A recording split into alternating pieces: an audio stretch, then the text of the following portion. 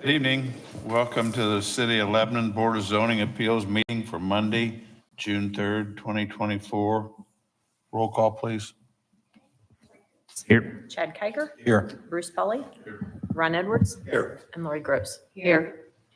Everybody here tonight. One item tonight, it's docket 2422. Tom Land's requesting, I'm getting ahead of myself. Got to have the minutes. Everybody seen the minutes and need a motion to accept them. I'll make a motion that we approve the minutes from the May meeting. Second. All in favor, say aye. Aye. Aye. Minutes have been approved. Now we can get down to business. Docket number 24-22, Tom Land requesting a development standard variance to construct a swimming pool located at 103 Monroe Crescent. Property is zoned R2. UDO section 5.1.B, minimum accessory structure, rear yard setback. Kevin, you want to take over? Yeah, thank you very much. Mr. Polly, as you mentioned, docket number 24-22 for Tom Land. This is a variance request for an accessory structure, a pool in the rear setback, subject to UDO section 5.1.B. The applicant is seeking to install a new in-ground pool to the rear of the existing home. The pool dimensions are 14 feet by 40 feet, 560 square feet. In the new UDO, any accessory structure, including pools larger than 200 square feet, is required to meet minimum setbacks for the principal building. In the R2 district, the minimum rear yard setback is 20 feet. Because of the restricted size of the rear yard of the subject property, the applicant is proposing a 15-foot rear yard setback for the swimming pool. Therefore, the applicant is seeking a development standard variance to permit the installation of a swimming pool with a rear setback of 15 feet rather than 20 feet as supplied in the UDO. The Lebanon Planning Staff determination, the applicant has presented the intent to construct a swimming pool as submitted on the enclosed site plan. I can share that up on the screen here. Lebanon Planning Staff has evaluated the land use and determined that the development standard variance is required before the City of Lebanon Board of Zoning Appeals. So this is the site in question, the site at 103 Monroe Crescent. This is the site plan. You can see the proposed pool shown there, dimension 15 feet from the rear yard. Back to the variance evaluation. Statutory authority of BZA for reviewing variances pursuant to state statute in the Lebanon Unified Development Ordinance, the Board of Zoning Appeals must find that each of the following conditions is satisfied in order to grant a variance of use. Per Indiana Code IC 36-7-4-9.918.5, no variance in the application of the provision of the ordinance shall be made by the board related to buildings, land, or premises now existing or to be constructed unless after a public hearing, the board shall find in writing that the variance of use listed above has been reviewed based on the following three statutory criteria. Statutory criteria number 1, approval will not be injurious to the public health, safety, morals, and general welfare of the community. Criteria 2, the use and value of the area adjacent to the property included in the variance will not be affected in a substantially adverse manner. Criteria 3, strict application of the terms of the UDO will result in practical difficulties in the use of the property. Under the staff evaluation of the development standards variance, the applicant is seeking to install a new in-ground pool to the rear of the home. The pool dimensions are 14 feet by 40 feet, 560 square feet. Our UDO requires a variance for anything greater than 200 square feet. In the R2 zoning district, the minimum rear yard setback, again, is 20 feet, and they are proposing a 15-foot rear yard setback for the swimming pool structure. This would apply only to the swimming pool structure. Under criteria number 1, staff analysis says the reduction in the rear setback poses no imminent threat to public health, safety, morals, or general welfare of the community. While the structure will be in closer proximity to the rear property line than permitted by the UDO, the proposed location avoids a 10-foot drainage and utility easement along the rear property. Under criteria number 2, this is the use and value of adjacent property being adversely impacted. The requested variance in the rear setback will not affect adjacent properties in a substantially adverse manner. The previous version of the UDO that was effective until 2024 allowed accessory structures to be located 10 feet from the side and rear property lines. So the proposed swimming pool will have a similar, if not larger setbacks than other accessory structures in the neighborhood. Because of the backyard is already contained with a privacy fence, the installation of a pool behind the existing fence will have minimal impact on neighbors. Criteria number 3, this is the strict application of the UDO will result in practical difficulties. Staff analysis finds the strict application of the terms of the UDO will result in practical difficulties in the use of the property. The lot and home were developed under the previous version of the UDO, which would have allowed swimming pools of any size to be 10 feet from side or rear property lines. While the applicant is proposing a narrow lap pool to minimize the size, modifications in the new UDO requiring larger 20-foot rear setbacks for accessory structures over 200 square feet essentially renders the rear yard of the property useless without consideration of the variance. Therefore, the staff recommendation, City of Lebanon Planning staff recommends approval of the development standards variance request to permit the installation of an in-ground swimming pool that is 15 feet from the rear property line. The applicant, Mr. Land, is here. If you'd like him to address the board. Kevin, I have a question. You had mentioned 20 feet from the rear setback for accessory structures. Is that correct? Yes. Okay. Accessory structures over 200 square foot in size. Okay. Thank you. Does the applicant care to step forward and address the board? Hello, my name is Tom Land, asking for the variance at 103 Monroe Crescent.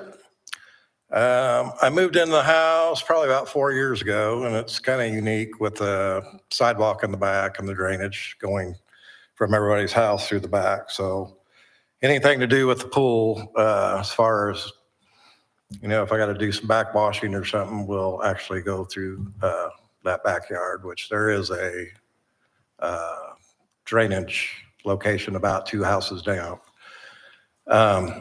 Also, I propose to put the pool equipment behind the shed of the existing shed that's there now.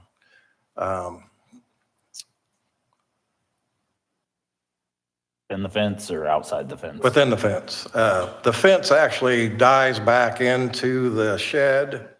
But I was going to go ahead and take the fence down and make a corner out of it. And that way it's contained inside the fence, and that way nobody else can see it. And it's, just inside the block there for containment. Mr. Land, how big is your shed? The shed, I believe, is a 10 by 12. And it's sitting on a concrete pad. Okay. So 120 square feet. Yeah. Back when I built the house, I believe the requirements were 15-foot easement back then. So I realized Lebanon's growing, getting bigger, and things are changing. So that's what I'm doing here. One concern I have is that sidewalk that runs behind your property. A lot of people drain their sump pumps into that sidewalk. And so water's already a problem, and actually the sidewalk has failed in several spots. And my concern with backwashing pool water into that same spot would just make that problem worse. Yeah. Is there a way to get closer to the drain? I would have to somehow run a line towards the drain, which is 2 houses down. But short of maybe reworking the sidewalk a little bit, I know the neighbor to the east of me, the sidewalk is just in horrible shape. I know a lot of things stand there. It's really in bad shape there. Far as my other neighbor and down to the drain, it looks pretty good, but I really didn't put eyes on it as far as how bad that is back there. It's pretty bad. Pretty bad. So, The challenge, I think, is once the water dissipates, what's left behind is a layer of algae and film. And that becomes a safety hazard when people are walking their dogs or walking through there because it's extremely slippery. right. Yeah. But it's not something that I'm going to be draining like every day. Or, Right. You know, it's going to be, I don't know how often you backwash a pool, but once a month or once every couple months or something like that. But everybody's, you know, like my gutters now, they do drain back there. And I think everybody else's drainage does go back there too. Yeah. But that is a concern, and I was talking with my neighbor, George, and we were talking about how the drain down there isn't working properly. So maybe we should look into maybe something, you know, trying to get that fixed down there. Mm-hmm. Okay. They had one in the 70s. Okay, thank you. Okay, thank you. This is a public meeting. Does anybody from the public care to address the board? We'll close the public into the hearing then. I have a couple more questions For applicant or for Kevin? for the applicant or Kevin. So tell me about the fencing. How far does your fence sit to your neighbor to the west? Neighbor to the west. You Need to come to need to the come. microphone. Yep. I'm sorry. So my fence is 7 foot off of my house, which I have a 10-foot, each side of my house is 10 foot to the property line. So I built my fence 7 foot. It leaves that 3 foot area that they told me I had to have Okay. without permission of the neighbor to build it on the property line. So any plans to move the fencing?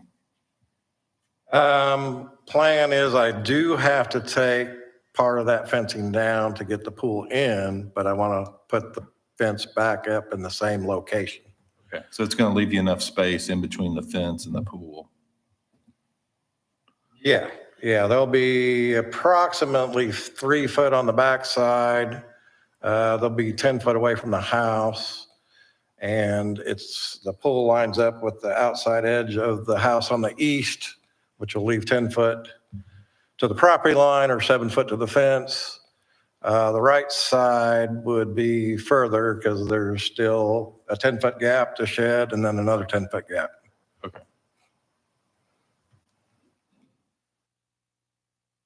And what, about 20,000 gallons? Something like that? Approximately, yeah. Yeah, I wish I could make it bigger, but No, you don't. my backyard, I've always been a pool guy. I love the why, but there's a lot of times when I can't swim.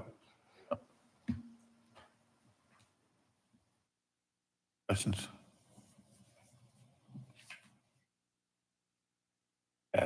Any other questions? No, I don't have any more questions and don't really have an issue with the requested variance. I do have concerns around adding additional sidewalk on the back of the property and coming up with some kind of plan to not only alleviate what standing water is there now, but not, adding to it. I don't know if Has the city looked at any of that, Kevin? The standing water or the drainage or anything? I don't believe we've received, okay. No, I don't believe we received any complaints of standing water in this area. We have looked at some standing water along the north side of Chadwick and the old detention area up there. And there was there's an area in the middle east of Grant Street that we were helping a couple of property owners with maybe 2 years ago. But the difficulty is that a lot of the infrastructure there is private infrastructure. It's infrastructure built by the neighborhood for the neighborhood, and without an owners association anymore. It's some of that infrastructure it's reached the end of its life. Some of it was old clay tiles, or maybe it was plastic, but they're small diameter. They're not large concrete pipes that we would normally require a subdivision put in now. Not to mention, we would typically require those things to be in public drainage easements and dedicated to the public. It's a little bit of a different situation with an older neighborhood like this. Isn't that's all private infrastructure on that sidewalk, I believe. The sidewalk is, I know that. And I think most of the storm sewer in there is also private. If I hear you correctly, what that means is it's up to the neighbors to get together to figure out a solution for that. Unfortunately, yeah. I mean, we're happy to help facilitate a solution, but a lot of these sewers are just not the city's responsibility is the difficulty.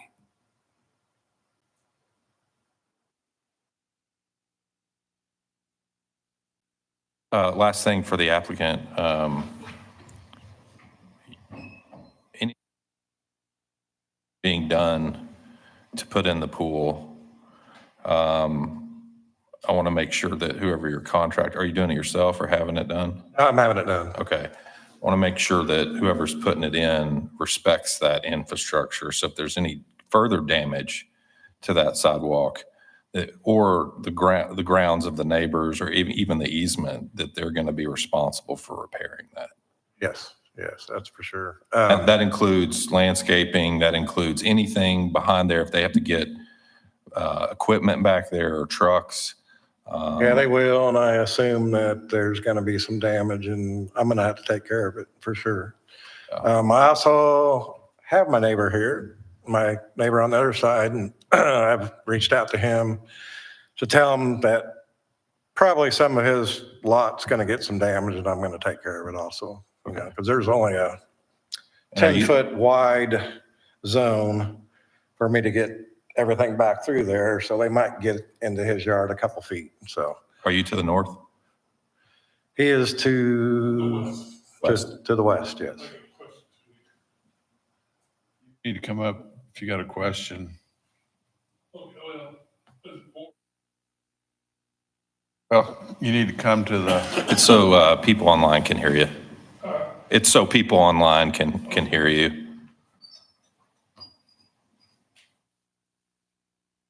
Yeah, that drain. your name and address. My name's George Alexander, and I live at 105 Monroe Crescent, which is right next door to Tom, just to the west. And we've lived there since September of '85, so it'll be 39 years this fall. But like I was telling Tom, just talking about this water issue, that sidewalk behind us is really bad, but when you get past our yard and make the right turn onto that sidewalk, that big round drain is doing nothing because the ground before that is like a big sinkhole and the water goes in that hole. And it's just and when I've always been so nervous about people walking back there, especially kids, not paying attention. If they fall in that hole, somebody's going to get hurt. And where that hole also is where there's like 2 or 3 of those posts that like it's the AT&T or it's the internet people have got those green posts and 2 of them are leaning over the side. But my neighbor straight behind us, she has different times has been bought dirt to try to fill in that hole so nobody hurt. It works for a little while, but after some rain, it just sinks right back down in there. And she did tell me one time, it's been a couple of years ago, we was talking about that I think she did inquire about it and said that it was up to our responsibility to fix it, even though it's in the easement there. So nothing's ever happened, but I would be interested if somebody could help give us some direction, maybe if people around there would want to pitch in just to fix that thing, because it needs to be done. And now with the possibility of, water from a swimming pool back there that could in a big rain or something like that. It's a little spooky. Been really scared on that corner right there. But that don't have anything to do with Tom's, his pool there. But Person you need to talk to is sitting yeah, right but behind you. So when he said that, I was wanting to just kind of relay to him if he somewhere in the near future maybe could get with us. And there is a gentleman that around the corner there that works for the city, Derek Warren. So he lives right there too. And so if we could, just to see what it might cost to repair it, because it is a problem, especially with kids walking back there and walking dogs. And I'm waiting for one of these days that one big square of concrete that's over that hole might give way eventually someday. So I don't know. Anyway, that's the only thing I really was concerned about to talk to you all about. Thank you. thank you. Kevin, is that drain in the same status as the sidewalk? I believe so, but I would Okay. have to do a little bit more research on this one. Okay. And you could advise on what But would need to be yeah, done? happy to look into that. And if it is something that is public storm sewer, we can look into developing a plan to take care of it. If it's not, I'm happy to advise people. We've met with a number of homeowners over the years, helping them solve drainage problems. So Great. I recall it that the easement back there was actually granted as a utility easement to improve internet. There was a big internet issue back there. So I Might believe have some of the been. neighbors came together and granted the easement for utilities for Comcast to come through and put in new lines. So I know one of them's still laying on top of the sidewalk. So if I were to make a motion, it would include some conditions. And that would be that if we granted this variance, that because the sidewalk and the drain are privately owned by the neighborhood, that any further damage to those neighborhood assets be repaired by Mr. Land or the contractor. And that, Well, let me make one comment and then you can make the motion. How's that sound? Okay. I just want to make sure that everybody has seen this letter that individual has sent to the city. Was there any other letters or anything that, what was in the file is the only thing that I was aware of that we've received. At least at this time last week when Ben left on vacation, there had been nothing else received.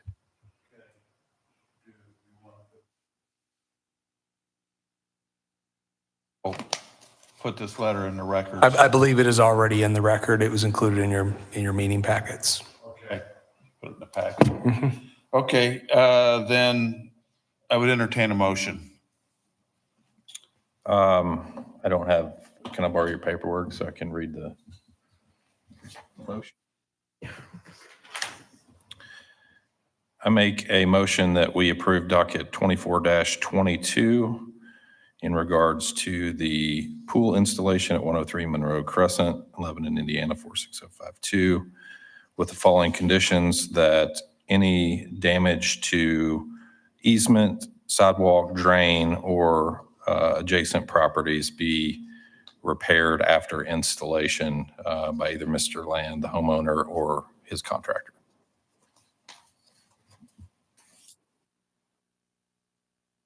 I'll second.